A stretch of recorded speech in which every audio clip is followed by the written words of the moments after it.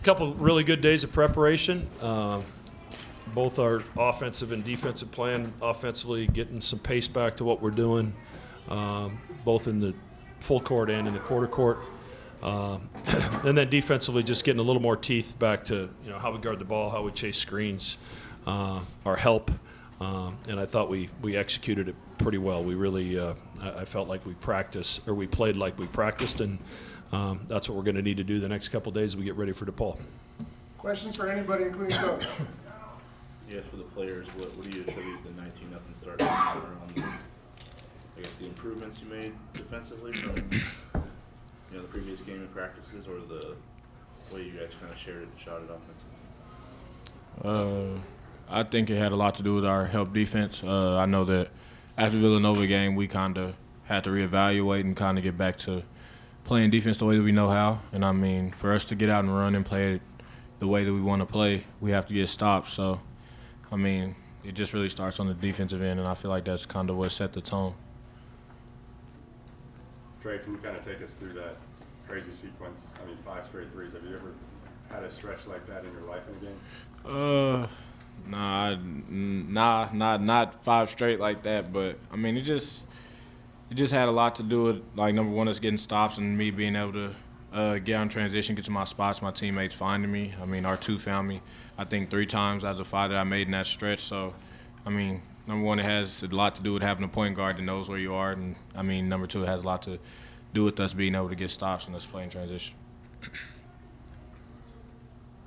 And Trey, it felt like most of those were just within the offense, nothing really forced. But yeah, at a certain point, obviously they're feeding you the ball. At what point does that become intentional? Because obviously they want you to get going, right? Yeah, I mean, I tried not to take any bad ones. I feel like in the offense, the way that we play, I just feel like it's going to find you. And I mean, a couple times I know that it had a lot to do with us, like kind of getting a couple skips, and then, like I said, just us really just getting out and running. So I mean, at some point, of course, you want to keep going, you want to keep shooting them, but at the same time, I'm just trying to take the open shot, Baylor, what's going to be a bigger boost for you, confidence-wise, the made shots or the no turnovers? What do you feel like it's got to be? Yeah, I don't know. Both. I don't know. Yeah, it was just I think, a lot of it has to do with kind of like what we talked about, just focusing on what we can control, and like when we're focused on defense and just playing with a lot of energy and trying to give your teammates energy, a lot of times good things happen for you. And that's what I tried to do tonight, just, go out there, play hard, try to pick my teammates up, and the positive stuff started happening for me. Baylor, how much did your teammates and yourself kind of need a game like tonight where everyone was kind of getting involved, kind of just playing loose, having fun, given what's on the horizon for you guys? Yeah, it's always nice to have a game like this where, everything feels good and, everybody feels good. But, like Coach said, we got to get back to work and have another great 2 days of preparation like we had for this one. I'm getting ready for the regular season finale. Trey, only Kyle Korver, Ethan Rogge, and Mitch Ballack have had a season where they've hit 7 threes in multiple games. What stands out to you in your mind when you hear those names that you've joined tonight?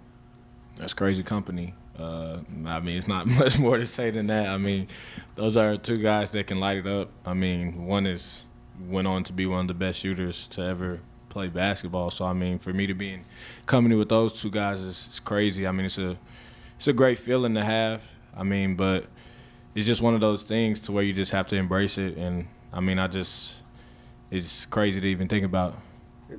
With that being said, obviously the DePaul game is no longer, an isolated incident. Like, you've had games where you've erupted like this. Just how much can you speak to, the shooting leap you've taken since last year?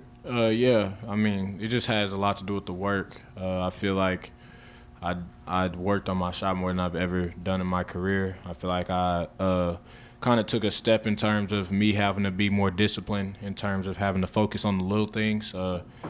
I know for me, like, coming out of high school, I had the ball in my hands a lot. I mean, working on a lot of stuff off the dribble. So for me, it was kind of a change of scenery for me to be able to have to, be off the ball a little bit and catch and shoot a lot. I mean, so after my first year, I mean, it just I kind of figured out what I had to work on, and that was the biggest thing that was going to be for me to take another leap. So I feel like that first year had a lot to do with helping my game come to the level that it's at right now.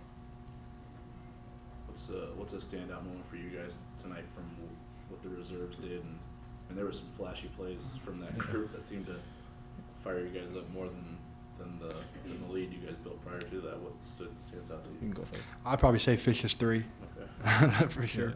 Yeah, I'll probably say the Fish's 3 or Reef's spin left-hand layup. Yeah. Because, I mean, Reef is just so fast and, like, I thought he was about to come block it off the backboard or something, but he finished it. It was crazy. Baylor, I know you said you weren't going to cry, but just how much does the presentation post-game mean to you after this year and everything? Yeah, it was a special moment. I didn't know that video was going up. I didn't know it was made, and seeing my family members on there speaking, that definitely touched my heart for real. But it was just a special moment for sure. Any other questions? You can ask Coach too.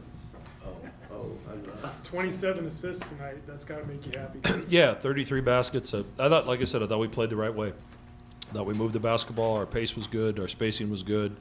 And to Trey's point, we got some stops, and that allowed us to get out in transition.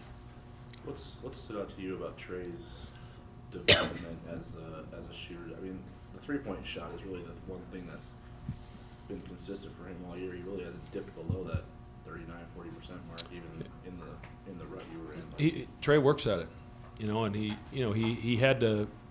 Besides reps, he had to work through a few things from a technique standpoint. He got that elbow out a little bit when he first got here, and he really worked, to get that in, get it off a little bit quicker.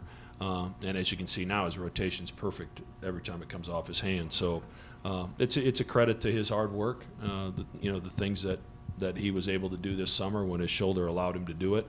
He was in the gym and he's working, and he's continued to do that throughout the season.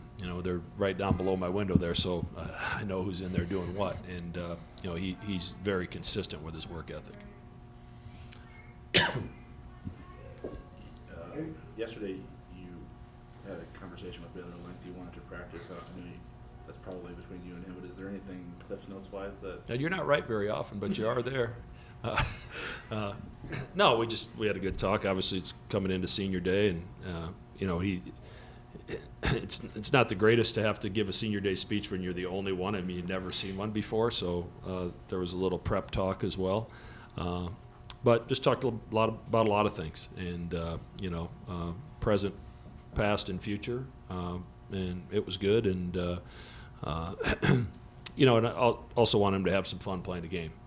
He was pressing a little, I think, with trying to make plays for teammates and turning it over and having shots that he's made his whole life that aren't going in, and that's just there's ebbs and flows to that in the game of basketball. So you just got to stick with it. And to his point, I think when you play with energy and enthusiasm like the guys did tonight, good things have a tendency to happen to you. Anything else? I guess to a follow-up, was it effective, or was it things you needed to hear? Do you felt like it helped you just kind of loosen up and focus on again? Yeah, I think so, 100%.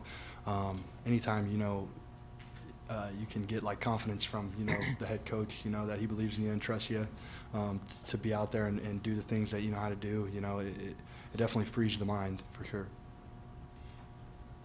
All right, thank you guys. In case I don't see a lot of you, thank you for everything this year. It's been a fun year. The fans have been incredible here. To Roger and the staff at the CHIL Center, that they've been terrific. They've bent over backwards to make this, I think, the best playing venue in the country. The way they take care of it, and the way they take care of us, and these seasons just keep on rattling off. But we really appreciate everything that you guys do, and everything that the staff here and all of our game day staff that they do to allow us to do our job and have some fun doing it. So thank you. Shout out to my man Baylor.